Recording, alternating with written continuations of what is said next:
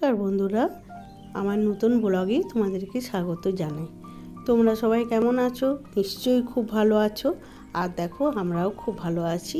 সকাল সকাল তোমাদেরকে বাগানটা দেখিয়ে দিলাম। দেখো, বাগানের ফুলগুলো আমার কি সুন্দর হয়েছে। সকালে এই ফুলগুলো খুব সুন্দর থাকে, তারপর একটু বেলা হলেই ফুলগুলো সব কেমনই হয়ে যায়, গলা গলা। কি আমার বাগানে কার আগমন হয়েছে দেখো, কি সুন্দর না জবা ফুলটা। আর দেখো, কুড়িও এসেছে অনেক। এই গাছটাতে আমি ওই ভাতের যে চাল ধোয়া জলটা, সেটা আমি রোজ দিতাম, ওই জন্য গাছটা আরও বেশি ফুল দিচ্ছে। তোমাদেরকে গোপাল ঠাকুরকে দর্শন করিয়ে দিই।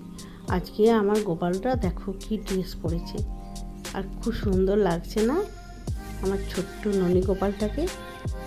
চলো এবার নিচে যাই, নিচে আবার রান্না আছে। কালকে আমি কোনো ভিডিও দিতে পারিনি, কেননা কালকে পোস্ত আর করেছিলাম আলু মাখা। কালকে আমি রান্নাই করতে পারিনি, এত আমার শরীরটা খারাপ ছিল জানো। ওই জন্য আজকে ফ্রিজে মাছ ছিল, সেই মাছগুলোকে বের করে ভেজে নিলাম, উচ্ছেগুলো ভেজে নিলাম। আর সারও ছিল, সেটাকে গোল গোল করে আমি ভেজে নিলাম। আর সারও দিয়ে আলু দিয়ে মাছের ঝোল করছি। সারটা প্রথমে আমি সেদ্ধ করে নিয়েছিলাম, আর আদা রসুন পেঁয়াজ দিয়ে এটাকে মাছের ঝোল বানিয়ে নিচ্ছি। দেখতে দেখতে বিকেল হয়ে গেল, আর আমার ছেলে দেখো ফুচকা আর পাওভাজি নিয়ে চলে এসেছে।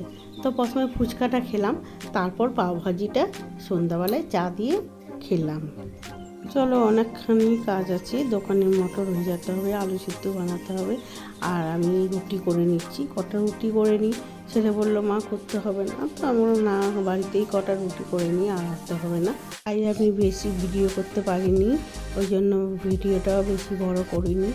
আর দেখো, আমি আমার ছেলে খেয়ে নিলাম, গরম চপ এনেছিল আর একটু আলুর দম এনেছিল, তো গরম চপ আলুর দম দিয়ে আমি খেয়ে নিলাম। আর তোমাদের দাদাভাইকেও রাত্রিবেলায় খেতে দিয়েছিলাম। ভিডিওটা ভালো লাগলে লাইক শেয়ার কমেন্ট করে দেবে, একটা সাবস্ক্রাইবও করে দেবে। আর দেখা হচ্ছে আর একটা নতুন